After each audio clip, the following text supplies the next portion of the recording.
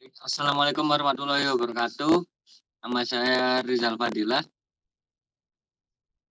dari jurusan Teknik Elektro, ingin mempresentasikan hasil diskusi kami, tugas besar 1, Pancasila, dengan teman saya. Chandra Dwi Saputra. Kita akan mempresentasikan Pancasila dalam kehidupan berbangsa dan bernegara. Pancasila dalam kehidupan berbangsa dan bernegara itu sendiri bertujuan untuk memahami dan mengamalkan nilai-nilai Pancasila sebagai dasar negara dan ideologi bangsa Indonesia. Relevansi Pancasila di era modern sangatlah penting. Lalu, sejarah dan kedudukan Pancasila. Yang pertama ada perumusan, yaitu yang dirumuskan oleh pendiri bangsa itu sendiri melalui bidang BPUPKI. Yang kedua ada dasar negara yang ditetapkan oleh UUD 45 sebagai State Foundation. Dan yang ketiga ada perbedaannya, yaitu Piagam Jakarta melawan Pancasila yang dicapai oleh mufakat. Kemudian ada nilai-nilai luhur Pancasila dari sila ke-1 sampai dengan sila ke-3. Yang pertama ada ketuhanan yang Maha Esa, yaitu toleransi dan kerukunan antar umat beragama.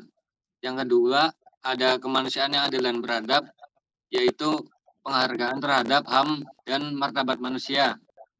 Yang ketiga ada persatuan Indonesia, yaitu nasionalisme dan cinta tanah air. Kemudian nilai luhur Pancasila dari sila keempat dan kelima. Sila keempat yaitu demokrasi. Sila kelima adalah pemerataan pembangunan dan kesejahteraan sosial. Kemudian ada implementasi contoh nilai dalam kehidupan sehari-hari.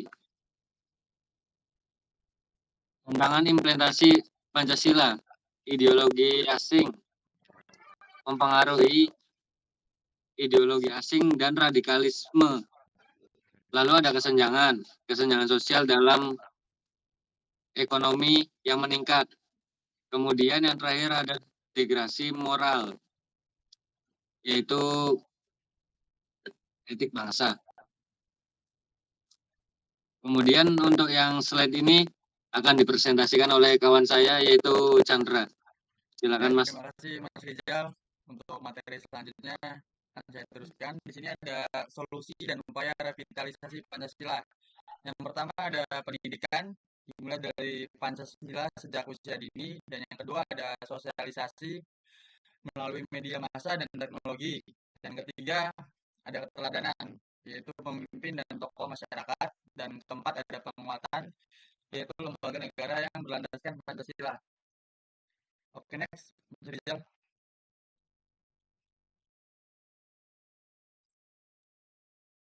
Di sini ada peran generasi muda dalam mengamalkan Pancasila.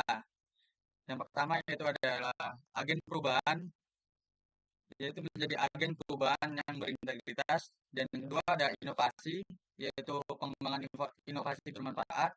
Dan yang ketiga ada persatuan, yaitu menjaga persatuan bangsa. Dan keempat yaitu melalui teknologi, sebarkan nilai positif Pancasila.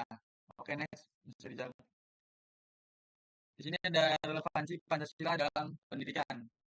Yang pertama yaitu membentuk karakter beriman, berakhlak mulia, kritis, kreatif, dan cinta tanah air. Yang kedua ada Pancasila sebagai inti kurikulum merdeka untuk membangun profil pelajar Pancasila. Yang ketiga yaitu pendidikan karakter berbasis Pancasila yang diterapkan dari dasar hingga perguruan tinggi. Dan keempat yaitu adalah Pancasila sebagai filter pengaruh negatif globalisasi. Oke, next. Di sini ada relevansi Pancasila dalam kebijakan publik.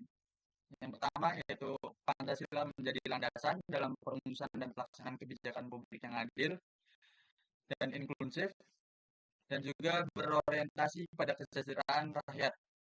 Dan kedua ada kebijakan ekonomi berkeadilan, perlindungan HAM, dan pembangunan berkelanjutan mencerminkan nilai-nilai Pancasila. Dan yang ketiga ada pemerintah wajib memastikan setiap kebijakan menghormati keberagaman dan memperkuat persatuan bangsa. Selanjutnya ada relevansi Pancasila dalam pembangunan nasional. Yang pertama, di sini ada Pancasila sebagai arah pembangunan nasional untuk menciptakan masyarakat adil, makmur, dan sejahtera. Yang kedua, mendorong pembangunan yang merata, berkeadilan, dan berkelanjutan di seluruh wilayah Indonesia. Dan yang ketiga, menjadi fondasi dalam menghadapi tantangan globalisasi dan menjaga identitas nasional.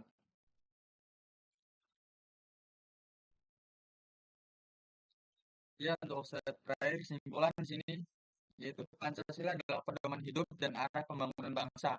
Implementasi Pancasila mewujudkan Indonesia yang adil dan makmur. Mari amalkan Pancasila dalam setiap aspek kehidupan. Oke, terima kasih untuk perhatiannya. Cukup sekian dari kelompok kami dalam presentasi ini. Assalamualaikum warahmatullahi wabarakatuh.